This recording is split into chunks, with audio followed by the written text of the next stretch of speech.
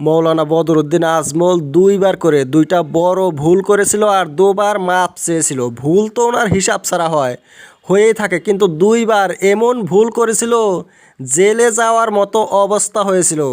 মাপ চাওয়ার চেয়ে জেলে যাওয়াটা খুব খারাপ। জেলে গেলে এমপি সিটও চলে যাবে আর পরবর্তীতে ইলেকশনও দাঁড়াতে হবে না। ওই জন্যই উনি মাপ চেয়েছিল। বিলাই তো আর সহজেই গাছে ওঠে না। এত অহংকারী লোক, এত নোংরা ভাষার লোক যে মাপ চেয়েছিল। উনি প্রথম ভুলটা করেছিল সাংবাদিককে আক্রমণ করে নোংরা ভাষার গালি দিয়ে সাংবাদিক কেস করেছিল। তারপর আজমল মাপ চাইলো। কী জন্য আক্রমণ করতে হয়? উনি বলছে যে আমার এটা ঠিক হয় না, এমন কথা বলা ঠিক হয় নাই। কিন্তু ওনারও একটু দোষ আছে। উনি কী জন্য এমন প্রশ্ন করে আমাকে? আমি কোন হিসাবে নরেন্দ্র মোদীর সাথে আবার জয়েন করব? নরেন্দ্র মোদী নিজেই থাকবে না, চা বিক্রি করবে, বাংলাদেশে যাবে।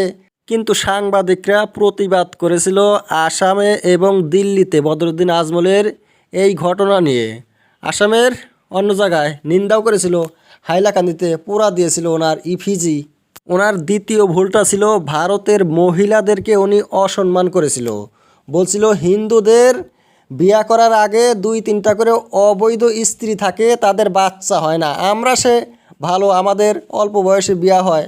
পরে আজমল বলছিল আমার ভুল হয়েছে, এমন কথা বলা ঠিক হয় নাই, আমি মাপ চাই। কিন্তু আমার কাউকে আঘাত দেওয়ার কোনো উদ্দেশ্য ছিল না, এই কথাটা বলা লাগছিল না। ইউডিএফের সেক্রেটারি আমিনুল ইসলাম, আমার সমষ্টির বিধায়ক, উনিও বলছে যে আজমলের এই কথাটা ঠিক হয় নাই, উনি ভুল স্বীকার করেছে। আর আমরাও বলি এটা ঠিক হয় নাই। যে কথা বলা যাবে না সেই কথা কারা বলে? যে কাজ করা যাবে না সেই কাজ কারা করে? কেমন শ্রেণীর লোক তারা? আজকে দেখেন তার অবস্থা কি হয়েছে বদরুদ্দিন আজমলের। হেরে গিয়ে একবারে হারিয়ে যাওয়ার মতো অবস্থা। কি ক্ষতি করেছিল সাংবাদিক প্রশ্ন করে? কি অন্যায় প্রশ্ন করেছিল? আপনি কি কংগ্রেসের সাথে থাকবেন না বিজেপির সাথে যাবেন? বিজেপির সাথে তো উনি আগেও গিয়েছিল। বিজেপি যদি অতই খারাপ হইতো ওনার কাছে, বিজেপির সাথে মোদিকে কেন আগে সাপোর্ট করেছিল 2014-তে পার্লামেন্টের ইলেকশনের পরে? নেচারটাই খারাপ বদরুদ্দিন আজমলের। ওনার পার্টির লোককে মেরেছিল, স্টেজের মধ্যে থাপ্পড় মেরেছিল হঠাৎ করে। কী বা হয়েছিল?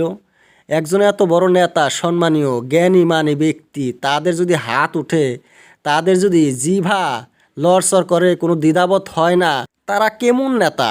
অখিল গগৈকেও আজমল কি কথাগুলো বলে গালি দিল, ভাষায় প্রকাশ করা চলে না। এমন নোংরা ভাষার সাথে মানুষের চরিত্রর ব্যবহারের জ্ঞানের সম্পর্ক আছে, একদম নিকৃষ্ট।